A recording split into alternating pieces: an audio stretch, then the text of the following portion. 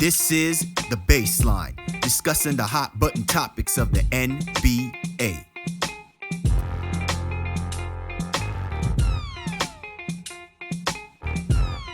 Welcome, everybody. You're tuned to The Baseline. Callie Warrenshaw discussing the hot button topics of the NBA. Hot and heavy. We are definitely in the throes of summer. So much going on. USA men's basketball getting ready for Paris Olympics 2024. But as always, we got to make sure we're keeping a finger on the pulse of the transactions still continuing on through the course of the NBA offseason. As always, let me go and roll out the red carpet to my right-hand man, www.shawsports.net, Big Kahuna PNC, Mr. Warren Shaw, ripping out of Fort Lauderdale, Florida. What's good, Shaw? How have you been? How is the Vegas life? How's everything as far as taking in so far this NBA offseason for you? I think I'm at the stage where I'm relaxed. I feel comfortable, who I am as an individual, my ability to cover or not cover, summer league and so forth and so forth. So vacation was cool. Wife and I had a nice time. Thank you for asking. Lots of other trips planned up here for the fall, but getting ready for the Olympics, as you allude to, not as concerned. Somebody asked me about USA and these not consolation round, but these exhibition games. I was like, I'm not even tapped in. I was like, when the Olympics start, I'll really be paying attention there too. So taking the summer light and easy, brother. I hope you are as well too. Yeah, absolutely. Real quick. So a couple of takeaways that I've gotten so far from, the last few weeks. I don't think this year's summer league has the same allure and pull, even with the Bronny James scenario situation, which I think, can speak to some things. I don't think that you hit the panic button, but I think if you're the NBA, you have to kind of be a little bit more concerned. I do think, though, that one good thing is that the focus has definitely been shifted on the WNBA and what's been going on over there. So kudos to the pro athletes and everybody in kind who are now going out there. And this probably is going to be I don't want to say seismic shift, but it's definitely a shift in the way that we're watching games over the summer. And I think this could be the summer of the W, right? Like moving forward, while all eyes are on these prospects, I think it's not going to be shared unless you're centralizing all of this basketball being played in one vast area, region, or whatever the case may be. I think people's eyes are really going towards, hey, we want to see these professional people play, right? Rather than seeing the potential of someone might be possibly on the come up type thing. So just, a couple of things there. And my last point, to your point, I'm not really looking at anything about what the men's basketball team is doing on this quote unquote tour. It's kind of interesting to me, though, that I don't think people have the same kind of excitement and fervor for the USA men's basketball team, only because of the fact that it's like the storylines just didn't seem to get told early enough for us to really appreciate the squad that's been put together. And ironically enough, I think people really need to pay attention to whether or not this team is really, really built for the way that the international teams are set up to play, both offensively and defensively. And so it's just interesting to me. I know that, again, they're just exhibition games. Everybody's talking about the game against South Sudan, but I've been saying this for the longest time, man. Like, I'm not sensing the same kind of hunger and appetite that I think a lot of people are probably thinking if they're, reminiscing on the, dream team and redeem team days. Like, I'm not sensing that from, the guys like LeBron and Steph. Like, I feel like this is an appreciation Olympic run for them, right? Like their ability to go out there and play together and, hey, the one last hurrah, may never get to do this again. And, this is kind of like a celebratory tour, of things going on. But I'm not sensing like this level of pride and excitement to go out and represent the United States and just full throttle, just, wax that ass against every single team that steps on the court with them. And I think it speaks a lot more. Again, I don't want to get into politics, but I think it speaks a lot more about the tenor and where people are and their appetite of what they want to see when it comes to the game of basketball being played on a professional level. Yeah, I mean, I think it'll pick up, once the Olympics actually start. Like, it's hard to really get invested. There's some fabricated drama that's circulating the team, and who's going to take the last shot. And yes, they've had some struggles, and Jalen Brown not getting selected, and it's just like it's all kind of just fluff. It's not really all that interesting. Maybe not to people like you and myself, who, again, we're a little bit longer in the tooth season, have seen multiple Olympics. A lot of people watching basketball now don't remember the first dream team, weren't around for that, weren't even born yet. So, I think at our space and level of experience, there's only so much that this can lend to. What I'm more interested in seeing, and this is something that'll come up, even throughout the Olympics and maybe post Olympics, is the relationships that are formed here. Because it's rumored, it's storied that, hey, players start to play with each other that they haven't played with before. New bonds get formed. Well, when's your contract up? Hey, it would be nice to da da da da da. And I think the biggest storyline when it comes to that is that, and we already know this, that Steph and LeBron want to play with each other at some point. So, that's circulating already too. So does this give them, another opportunity to solidify what that can look like, maybe next year, because LeBron signed the 1+1. All that is way down the line to be figured out ultimately. But I think those are the more interesting storylines, maybe from your and I lens. It's like, all right, well, what kind of comes out of it from there? Like that underlying thing. Tatum and Bam are really close friends. You know what I mean? So they're both signed for lucrative extensions on the respective teams, but do they want to play with each other at some point? There's a lot of that going on here right now. So for us, man, we're just enjoying, kind of the peace and quiet for the most part, while some people are trying to engage in the drama. And once the Olympics start, we'll tap back in, I think, appropriately and see where they go and if they're ultimately able to medal. Absolutely, man. So we got a nice long list of little news and nugget notes that we're going to get into in a few moments. And then, a little bit later on, Sean and I are going to kind of bring the old thing back a little bit, do a little who you got. Yeah, man. Gonna do a little old school style, you know what I'm saying? Kind of like Four Tops Temptation style. Our who you got is gonna pair up two very interesting players that I think in some juncture, we had an appreciation for watching play the game of basketball.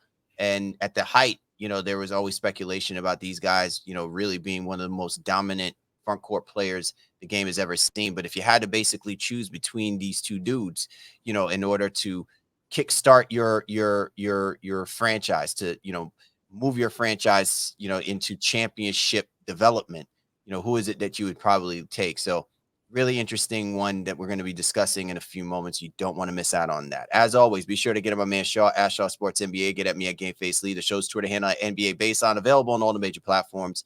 You can go to www.thebaselineNBA.com to not only check us and this episode, but also all of the episodes that the crew has been giving you for so long. Also, you can catch us on YouTube channel. And if you see the blue and white logo, that's the 19 Media Group family. So go to www.19mediagroup.com. So you not only can check us out, but also check out the family of great content creators that are rolling with the 19 Media Group family. So, all right, let's get right into some of these news and notes going on. Big topic conversation as we were leading into this upcoming weekend was the fact that the Utah Jazz and the LA Clippers do a sign and trade deal in which Russell Westbrook is getting sent over to the Utah Jazz. He has agreed to take a contract buyout. So from the moment he gets released and is clearing waivers, his intent is to go sign with the Denver Nuggets. But all the speculation about, this was something that Jokic wanted, like he wanted to have a guy like Russell Westbrook. I want to know, on your level, like gauging from 1 to 5, 1 being, this is, it's what it is, or 5 being, I'm really, really intrigued by this. Where are you on the intrigue level about Russell Westbrook joining Jamal Murray and Jokic and Porter Jr. and the crew over there in Denver? Well, I think for where Westbrook is in terms of his ability to contribute, the intrigue level should probably be at a 1 or 2. But we know that's not how he gets covered. And Denver has also not had the most successful, and by most people's accounts, offseason.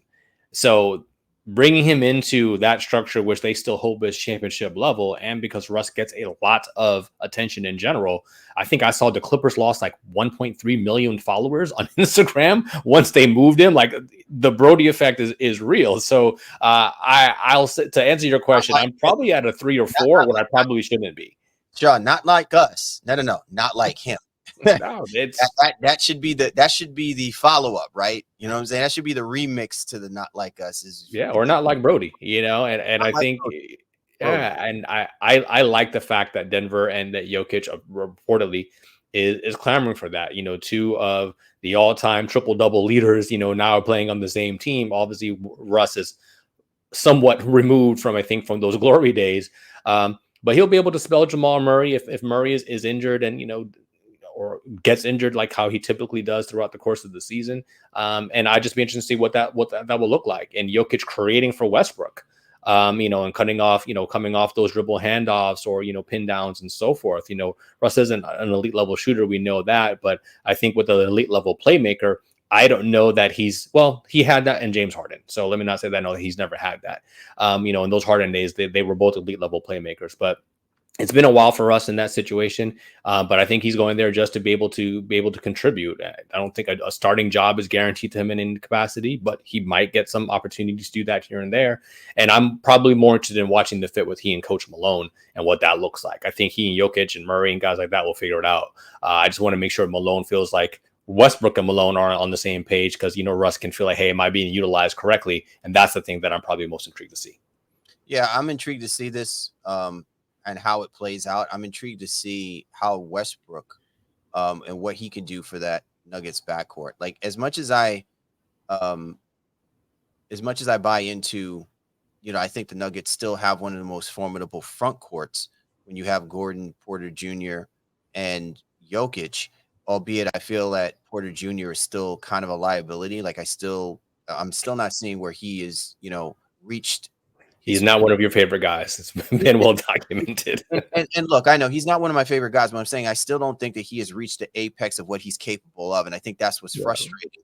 And I think when you have a team like the Denver Nuggets, where you still have, Jamal Murray, who I think, I still think he's still trying to get his legs underneath him. I think that KCP, he had taken a step back on what he was able to do for the Denver Nuggets. And I think a lot of that too is probably the workload because of how, light the roster was, because they just didn't have the same kind of depth. So you couldn't relieve KCP and what his obligations were to that team when they made that championship run. I think you get something back. I think you get a little bit more energy back with Westbrook. And I also think you get a more physical guard that I think, while Jamal Murray is feisty, he ain't like Russell Westbrook, Brody Westbrook, physical guard kind of play, which I think can help them. I don't know if it's going to replace a lot of the sore spots that you saw certainly exposed, especially in that series against the Minnesota Timberwolves. But I do think a level of physicality in the backcourt role, I think, will help Jamal Murray, and I think would also help the Denver Nuggets. And that can't be a bad thing given what this team put together in the run that they made. Because again, they were one game away from putting themselves right back in the conversation of possibly making, to be a repeat NBA champion. So it'll be fun. I mean, if nothing else, there'll be some excitement and some, as you alluded to, some intrigue that will surround this team with those guys and those personalities together. Absolutely. All right, Shaw. The Grizzlies make a move. Zhaire Williams has been moved. He's going to the Brooklyn Nets, that in the 2030 second round pick. And in return, they'll get Mamadi Diakite and draft picks for the draft rights to 31-year-old Serbian forward Nemaja Dangubic. It sounds like a more money play or anything like that, or the fact that they knew that they probably were going to be able to hold Zhaire Williams, albeit he was one of your young sons. Like you were really high on Zhaire as well. And I think I had, some aspirations of his ascension, so to speak, but last year just was not his year at all. Yeah, well, the bill comes due. I think Memphis, having all those younger guys and just say, hey, he was the 10th pick in the draft some years ago. All right, well, what's his real future here, and what are we going to be able to do? And with Gigi Jackson stepping into the role that they didn't necessarily know that was going to take place, and quite impressive, Zhaire becomes a little duplicitous. Yeah. So Brooklyn takes a flyer. They're obviously in a rebuilding situation, so great for them to at least take a look. They just lost Mikal Bridges, which Cam Johnson's probably like, hey, I thought it was going to be my team here now. And not to say that it still can't be, but Brooklyn Nets are just going to take, as you'd like to say, as many bites as the apple with whatever talent they possibly can. And Zhaire doesn't impact their ability to tank, for Cooper Flag going into next year's draft. Yeah, absolutely. What did they say? Next man up. I mean, totally in Brooklyn. Yeah. All right, Cam. Now it's time for you to take 30 shots a night. All right. Evan Mobley signs a 5-year, $224 million extension.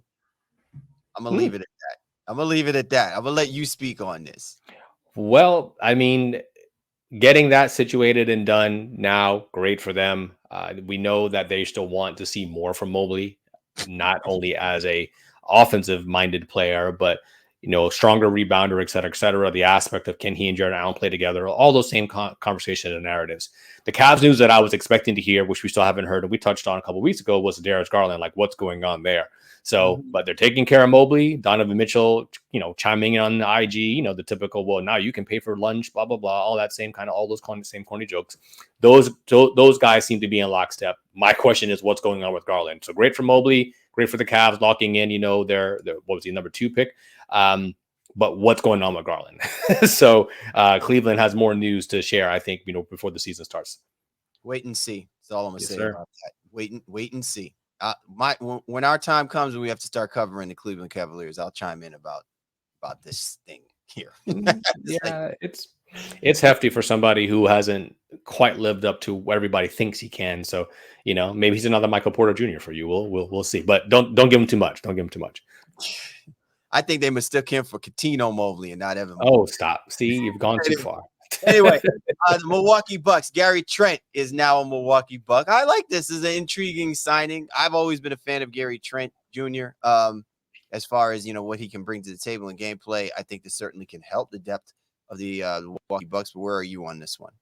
Yeah, solid move. They replaced Malik Beasley, who went on. He had only the 1-year deal himself. So Trent basically comes in and plugs that exact same spot in that exact same role. So at least they'll still have some shooting, a guy who can start if you need him to, but very comfortable coming off the bench if need be. Milwaukee's very excited about their prospects of having Doc in the full training camp, et cetera, et cetera. Dame's motivated. He's got the boxing clips on IG now. Like there's just, Milwaukee expects to be back in the fold, and from a talent level, they should be. I cut it out of our news and notes with Chris Middleton having double ankle surgery. So we'll see what ends up happening there. But Gary Trent will be able to stem the tide, at least offensively. And he tries, I think, very hard defensively. So he's not he's not a matador, as I like to say. He's not, But I think, but he puts the effort in, which is very important in a Doc system. Yeah, I mean, look, if Doc Rivers can, whip up, the great defensive system to allow this team to be better defensively, that's always a good thing. But I really, am more focused on like this team collectively being better than what they reflected themselves, going in. And again, they got to stay healthy. So if you got live bodies, that's always a good thing. One thing I will say though, Shaw, is Dame and Gary Trent, you will never have to worry about who's competing for the most tats on their bod, right? Like, so these dudes, you know what I'm saying? That backcourt tatted up. You know what I'm saying? Yeah, well, and Gary played with Dame back in Portland initially, right? So there's some familiarity there as well too. Absolutely. All right, finally, Shaw, Boston Celtics, Sam Hauser, 4-year, $45 million extension. Jalen Brunson, he also does his extension. I know this was something that we were going to talk about as well too, but I think you wanted to kind of highlight more so, about the Celtics doing what they got to do to keep this team together. And obviously they are on that precipice, that threshold of being hit with the repeater tax, getting to that second apron. Whereas with Jalen Brunson, because of the deal that he did, the extension that he took, he helps keep the Knicks under that second apron threshold. So, what are we seeing between the two teams respectively? Yeah, so a lot of people would say, well, Sam Hauser and Jalen Brunson together, how's that news relevant? It's relevant only from the aspect of Boston, as you alluded to, re-signed everybody, gave everybody max money, or I think Hauser's taking a little bit of a discount. 4 years, 45 is, it's not even the Duncan Robinson money. Even he was the most active 3-point shooter last season, yeah. So I think it's very reasonable, but ultimately all the Celtics have returned from that championship run just this past season. So now they'll have a $210 million tax bill, second apron, repeater. It's a lot of money. Their total salary is going to be 240, and they're going to pay 210 in addition to that, in luxury tax, and that goes up, in a third year. Brunson taking the deal he does keeps the Knicks below that level, as you alluded to, but also understanding that Mikal is needed because is going to need to get paid. Julius Randle may or may not need to get paid depending on if he's going to stay on the roster or not, and it allows the Knicks to continue to extend out their flexibility with this roster that they think and hope is going to be competitive. Whereas the Celtics in this case are like, let's give me everything, give me all the dollars you possibly can. And kudos to the governorship for saying, you know what, championship team, we're going to do that. But as we're seeing with Sacramento, Golden State, the bill does come due. It does become like, all right, well, if we're not putting up championships, can we really, really maintain this? And I think the Celtics have another year, 2 at best, of maintaining this, even though they have people sign, 3 and 4 years out, somebody's going to have to move just to be able to, for the cash relief that's going to ultimately need to come into play here.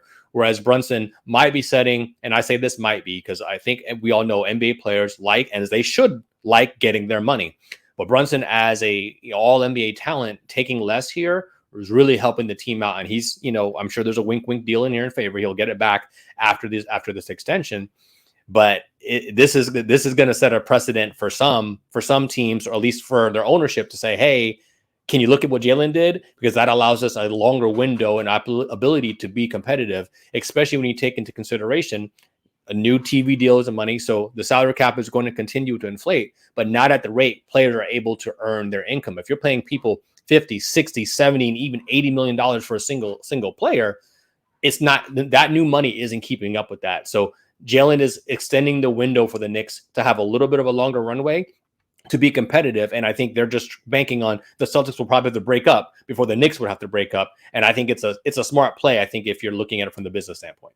Well, it's definitely a smart play. And I know, Shaw, we are going to have an extended conversation about this somewhere through the course of this summer, in this offseason, or as we get closer to, when everything starts ramping back up again with the NBA season coming up on the precipice. But the one thing I think that is important, Shaw, and I think people have to take this into consideration. This is what happens when you have an organization that has a lineage of success, sustainable through each and every single decade leading up to this point, that if you're going to roll the dice, you're going to do this, you're going to go ahead and you're going to be fully committed to doing it. Whereas when you have another organization where I think this is the first time they're actually truly understanding that the culture and the way that they build this out is not just something that happens over a 1-2 year window. This is something that can take maybe 3-4 years. And we may be seeing the New York Knicks really getting it right this time, right? I don't even want to harken back to what they did in the 90s as much as I want to harken back into the decade and when they won the 2 championships in that same decade. And there was a culture there, and there was a standard there. And I think if you have a player who's committed to the culture and the standard first and foremost, he is now laying the groundwork of how the organization needs to start looking at this. If a player is willing to make that kind of commitment, the organization has to make a better commitment, has to make a commitment beyond that commitment in order for them to really buy into this idea that they're really trying to make a not championship one, but have a legitimate championship window. And that it's a runway for more players who are going to come in, buy into the culture, and do their thing. We talk about it because we hate it because it was the Miami Heat, but that's what the Miami Heat did, right? And it yielded success. They got championships from it. Let's see if whether or not the New York Knicks really understood what was established here by this move by Jalen Brunson, because it's not just Brunson that has to that you know what I'm saying, that's andied up on this. The Knicks have to ante up on this as well, too. And it's not just about re-signing their favorite guys. It's about being realistic about the level of success that they've sustained through the years to get them to this point, and the moves that they're going to have to make in order to keep that going so that it stays sustainable. Yeah. I mean, again, he did an amazing job. I think thinking about the guys that are on his roster, Hart is in the second year of his new deal now. But ironically, OG Anunoby did not take less money. So, I think Brunson is like, all right, he's looking at the holistic side of it, but there's more that he's going to get by being a star in New York that truly the Knicks can pay him and compensate him for, but there's going to be some other residuals and other ways to make up money for him by being a New York star in the way that he's proven himself to be, that I think he's like, you know what? I'm still going to be very, very wealthy, and it gives us a longer runway to be competitive. But we'll see if it ultimately plays out. It is a little bit risky, and most players do not turn down this amount of money. $1 or $2 million, sure, not $30-40 million or whatever it was that would have been owed to him over the life of a different level of extension and contract. Absolutely. And again, we will have our soapbox moment at some point, but I'm going to speak to at some point later on the mentality that not only the Knicks fans base has, but even the New York sports media has when it comes to the comparisons that they make with their athletes and their players, and why sometimes I just think that it's what creates a whole lot of this nonsense that's going on, that guys like a Jalen Brunson, when they do something as genuine as this, it's not being properly appreciated, because we've seen where our athletes, Celtics players, have done this kind of thing. We've seen when other players and other great franchises have made these kind of sacrifices and commitment, and they're making it sound like this is like, oh my God, it's unheard of. No, it's not. It's like they understand the bigger picture. And if they have the right team around them, the money is never going to be the problem. The problem is when you don't deliver on the goods of what you are trying to do. And that's when you begin to see the crack in the armor, so to speak, because then you begin to realize that they really weren't about that. So again, we'll get into all that stuff. This is all good stuff. Again, kudos to the Celtics, kudos to the Knicks, because I think both teams respectively got exactly what they wanted for what they're trying to do. And listen, let's be realistic. The Celtics are on a different level than the New York Knicks. If people don't want to agree with me on that, all right. But I'm just saying this level of success that you're seeing from the Knicks for finally winning, getting themselves to this point, this is not coming out of thin air. The fact that the Celtics finally got themselves a championship wasn't just out of thin air. This is 7 years of this. So it's not like the Knicks came up overnight and decided, let's start doing what the Celtics are doing. Yeah, well, both approaches are, I think, correct. The Knicks hoping to basically wait out Boston, especially in the Eastern Conference, makes a lot of sense financially for their level of competitiveness. So I like what both teams did here, but obviously two different philosophies. Absolutely. You're tuned to The Baseline. Callie, Warren Shaw discussing the hot button topics of the NBA. Coming up, who you got? Old school style, man. You know what I'm saying? I'm ready to start getting in my two-step. I don't have the bling bling jacket yet, but we'll dig into two guys that I really think you guys can admire and appreciate and say to yourself, damn, if I looked at their numbers and I needed to build a team, would I be choosing player A or player B? You find out who we'll be talking about. But first, are you ready to elevate your fantasy sports experience? With Prize Picks, you can win up to 100 times your money.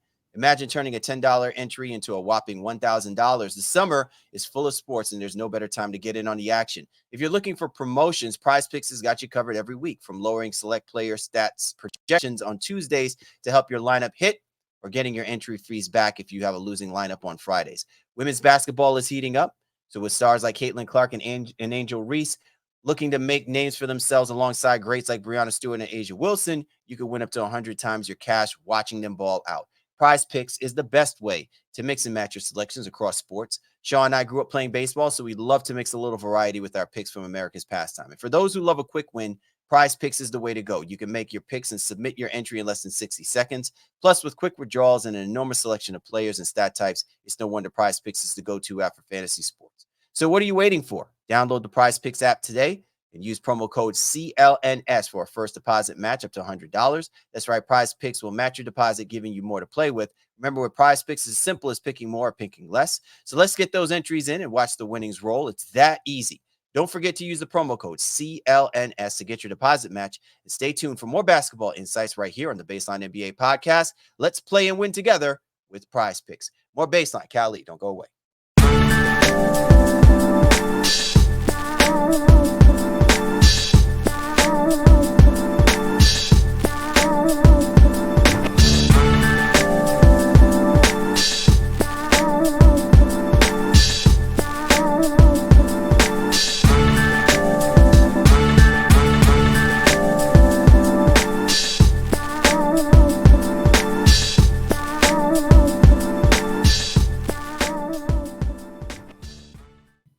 We're back. Callie, Warren Shaw, Baseline NBA podcast. Time now for who you got. You can get with this or you can get with that. So, Shaw, kudos to you, the cleverness in you, the deviousness. You decided to take two front court players that we grew up watching and in our own right had the opportunity to see ball out at NBA All-Star Weekend, respectively. We've seen them do their thing for their respective teams through their careers. One used to his glory days, I want to say, was playing for the Phoenix Suns, and the other one, his glory days, was clearly playing for the Los Angeles Clippers. And so the who you got, I forgot, they didn't get the drum roll going, but Blake Griffin and Amar'e Stoudemire. Heck of a choosing, man. I want to first figure out, like, what made you decide to come up with these two dudes and pair them in a who you got segment? Oh, for me, it's always understanding how can we pay homage, talk about some of, league greats, if you will. people who might have been under the radar or might not have been, right? I think both these guys had illustrious careers and are pretty well known from our demographic and population. But I think it's just, it's the summertime, and your mind gets to thinking, wow, what are some of the topics out there that could be a lot of fun? And for me, this isn't even, I think you've been alluding to it from the aspect of if you were starting a franchise, so forth, which is typically how who you got goes. But with these guys being retired, I'm thinking like, hey, who do you think had the more impactful career? Like who, which player would you say was better in their time? And I think I know it's very close. Having the ability to having the foresight of looking at the numbers even in advance of this and understanding that points per game, rebounds, like a lot of things are very, very very, very close, even in their ability, all-stars, all NBA appearances. That's kind of why I was like, man, this is a really interesting conversation. And both guys were known for being freak level athletes. Like Amar'e was like jumping over dudes and, yamming on people really, really on. And then Blake took that to another level when he got into the league as well, too, at least in my humble opinion. So that's how this came about. I'd love to hear what your thoughts are on it. And obviously, when we get to the end, what our fans and listeners have to say. Blake Griffin versus Amar'e Stoudemire, man, two really, really good players who are probably not Hall of Famers, but really good players who had, an impact on the league. Their impact on the league, they represented a new era of the front court player. I remember when Amar'e Stoudemire first came in, and you got to remember too, like the era in which Amar'e Stoudemire came in for the Phoenix Suns is just transitioned off of having Dan Marley and Charles Barkley, Cedric Ceballos. This young, slim kid who they basically featured as more of a center, but his athleticism was somewhat of like a two guard, right? A two guard, a small forward, right? Like his leaping ability, his ability, but he was also really, really, really well, like he was built to be able to play in the paint, in the blocks. He could body up certain guys. They clearly did not want him to be exposed to too many of the fives at that time, because the fives then still were real bulky, big, huge, Shaq-like, Brandon Haywards and dudes like that. But Amar'e, he reminded me a lot like of what I had remembered seeing when Shawn Kemp was playing, and it was so awesome. Blake Griffin came on the scene, man. He, to me, embodied the level of like, this is just not even possible. A guy this big, like he looks like he's a freaking, linebacker playing in the NBA, and his head is damn near touching the top of the freaking backboard, right? Like when he's going up to dunk on people. His level of athleticism was crazy. And his conditioning off season, probably to his demise, was just ridiculous as well, too. Like the load that he put on himself to be prepared for the NBA season. His heyday playing up with Chris Paul, probably, Lob City and everything like that. It was disappointing that they just never reached the peak of their potential, which I would have thought at least gotten them to a Western Conference finals. So it's amazing what both of these two guys were able to achieve and do, but a lot of it was hampered by their injuries. Specifically Amar'e Stoudemire.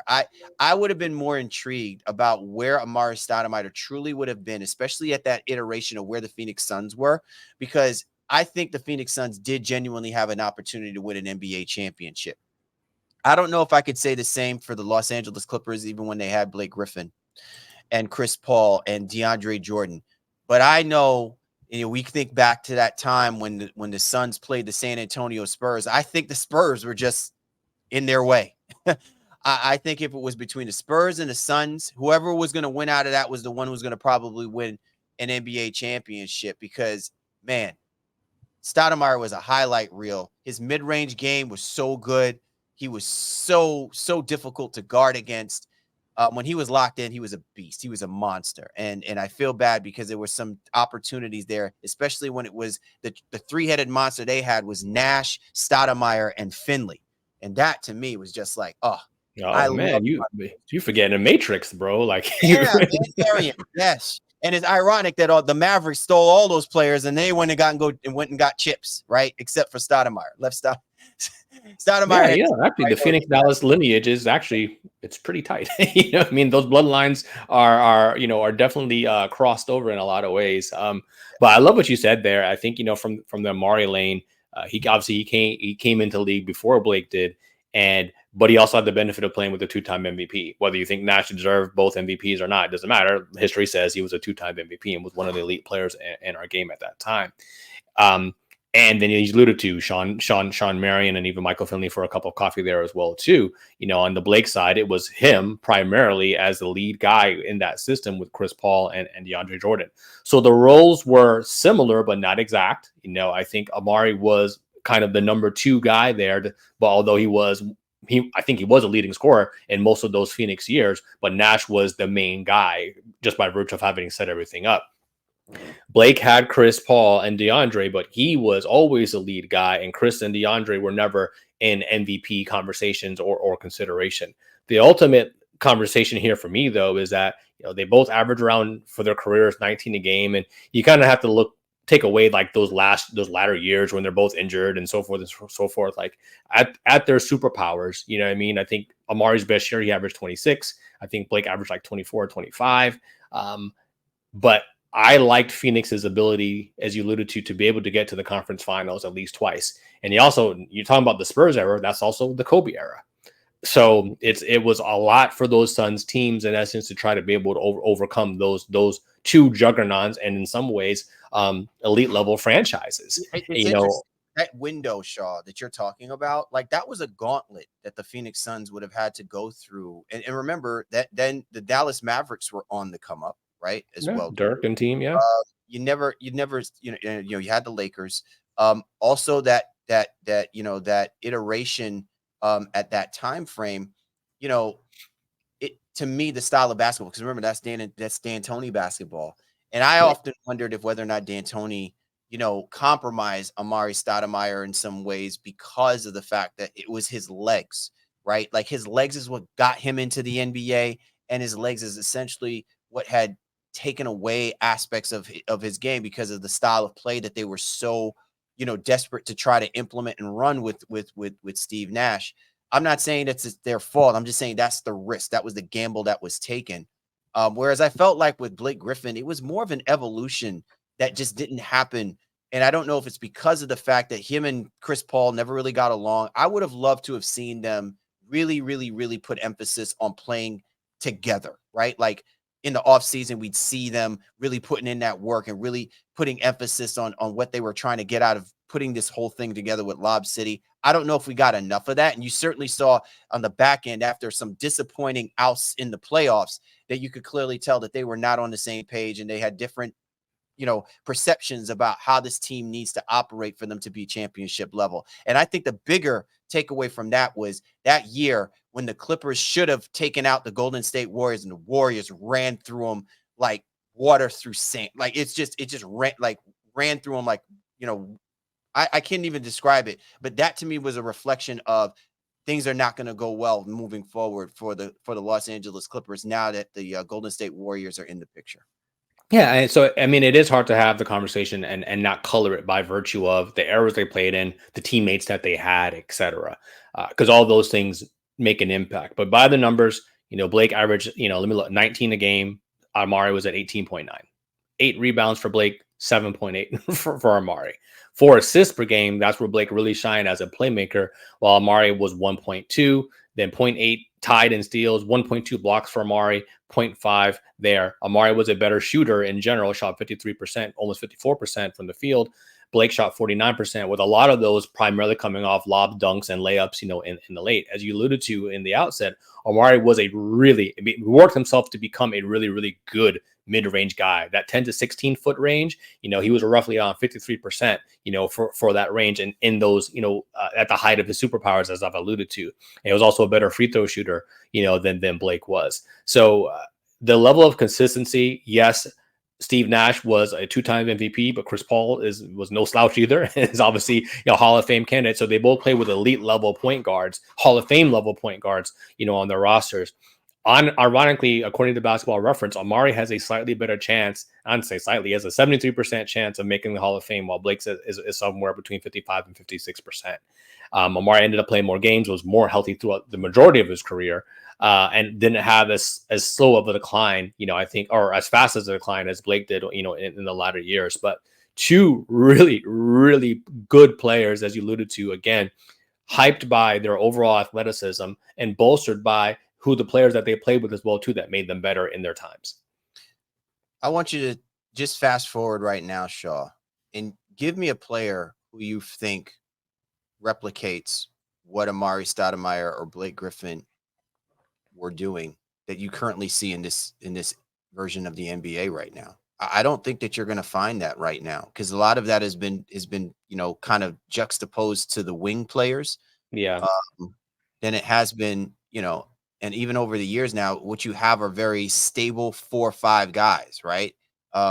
They don't exude the biggest level of athleticism, but the emphasis on their ability to rebound the basketball, their emphasis on the to shot block. It's just kind of interesting where things have transitioned. I think people really have to think back and say, appreciate the years that we did have Blake Griffin and Amar'e Stoudemire, because I just don't know if you're going to find guys. Look at what we're seeing right now from Zion Williamson. He's probably the closest person that represents that. And you're going to sit here and tell me that even though he's averaging like 24, that's the reason I say the numbers sometimes are a little misleading. Yeah, Zion Williamson, 24 something points per game to 27 points per game. That's nice. That's cool.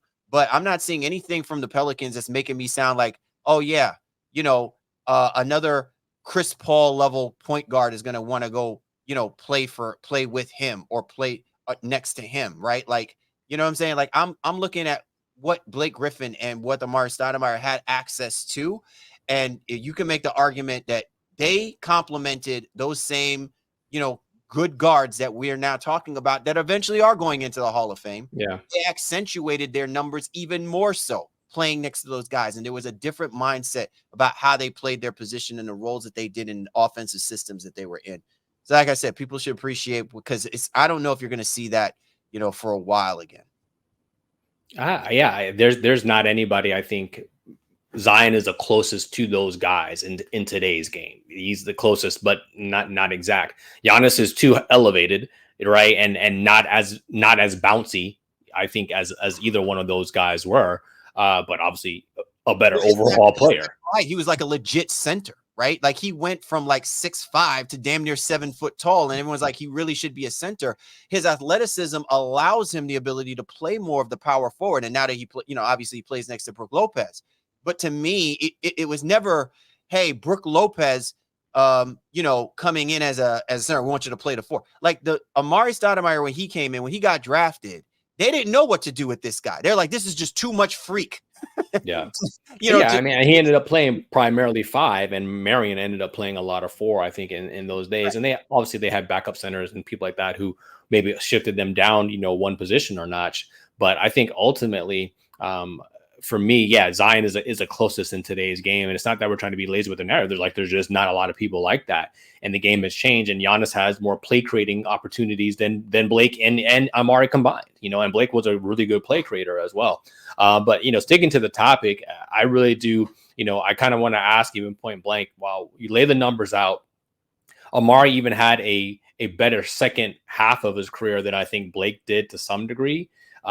While the last years of Blake was mired in Detroit and then ultimately, 1 year in Boston, Amar'e was able to go to New York and have some success. Carmelo comes into that fold, and, they bring the Knicks to a certain level of prominence, but never reached the conference finals or anything like that. But still, Amar'e reached 2 conference finals in the Kobe and Tim Duncan era, if you will, in the Western Conference, while Blake's only conference finals appearance was, guess when? His last year as a Boston Celtic. He never got to the conference finals with those great Clippers team. And whether you blame Doc for that or a myriad of things, the Donald Sterling stuff, like there's a lot of reasons why those Clippers teams didn't reach their ultimate level of success. But Blake just wasn't able to sustain or get to those levels in the way that Amar'e did. So I will also go on record by saying I think I enjoyed Blake more in the time that he was playing. for, I guess, maybe for the flair. I remember us being at All-Star game and seeing him jump over the car. And as corny as that sounds here now, X amount of years removed from it, at the time, it was a whole move. They put that thing in 2K as well too, that you could try to do. Like Blake was revolutionizing in a lot of ways what was a dying dunk contest, at that time. So I respect and appreciate him a lot for that. The fact that he actually participated. Yeah. No, and Amar'e participated in one dunk contest as well. But again, for me, I enjoyed watching Blake more because I also like play creation in a way. But Amar'e I think he was a better overall player, especially as alluding when we talk about that mid range and that ability to get his buckets in the post when needed to be, and the fact that he impacted winning in a way that Blake just wasn't able to get over the hump in. My final thoughts on this, Shaw, and I'm going to say this, not tongue in cheek, but just keeping it 100. I think Amar'e Stoudemire had the better career. I think he had more of an impact on his NBA career than Blake Griffin. However, I think we lost something with Blake Griffin because there was a time in the beginning of his career where he was a dominant presence in the paint. I mean, he would back cats down in the post and just literally just be like a five. Like that was, but then we transitioned, right? We transitioned so much that we forced him to have to start shooting the 3-ball. And I think because of that, we lost out on a level of dominance from the front court position that I think Blake Griffin could have easily been one of the most dominant players during that era of basketball during that time. Whether that would have yielded success, like getting to the conference finals, winning championships, I don't know. But all I know is that once he transitioned out of the Clippers and went to Detroit, his game completely changed and was all about him flanking out, shooting a three, and being in a pace and space style type of offense where all of the things that we loved about him in the beginning of his career just was not useful for the teams that he was playing for, So that to me is part of, where I was. Like, as much as I enjoyed watching Blake Griffin, I enjoyed him so much more so when he was in his bag, so to speak, and just bullying cats, whether front facing or backing them down. But we didn't see enough of it for me to appreciate how great of a career it really was, as much as I saw from Amar'e Stoudemire. Well, let's just say this. I think when it comes to style of play, part of what the issue was with Blake is that he played so much of his career with DeAndre Jordan, and Jordan is not spacing in any way, shape, or form. Right. So Blake's ability to kind of truly live in the post, even as an undersized power forward, strong as an ox, obviously, but again, he could get a shot blocked because he was smaller in height, not in physical overall, width and stature in that regard. Whereas Amar'e, was a little bit taller and just was a little bit more crafty, but also had the ability you have to respect his mid range. So if Amar'e decided to, 1-2 bounces on the ground, there's not a whole lot you could do with that. So I agree where, again, I enjoyed Blake a lot. I think he has more overall highlights or ones that we remember. Amar'e yammed on some people now. Let's not get it twisted. No, he yammed on some people. But I do think he impacted winning in a way that Blake, like I said, wasn't able to. So I think he was probably the better pro. So in the aspect of who you got for their overall career, I probably would have wanted to be Amar'e more than I would have been Blake Griffin. But that's splitting hairs, as these who you guys tend to often be with us. Yeah, man. This is a good one. You had me twisted on this one. I'm not saying that, because I'm in my R&B bag either. Shout out to Keith Smith. I'm sorry, Keith Sweat. Keith Sweat. Yes, Keith Smith. Anyway, this has been a great show, man. Great conversations, and I hope we continue to keep doing that because I think about some of these guys. Like, I know since you brought up the Matrix, I'm sure you're going to probably serve us up something about, something with a little Shawn Marion comparison. You know what I mean? I've been thinking about Shawn Marion a little bit, to be honest with you. So you know me well, brother. You do know me well. Yeah, exactly. So y'all need to keep watch for that one. You know what I'm saying? Once again, man, thank you so much, everybody, for hopping on board with us this week for The Baseline. Callie, Warren, Shaw. We appreciate you guys. We do. And we'll catch up with you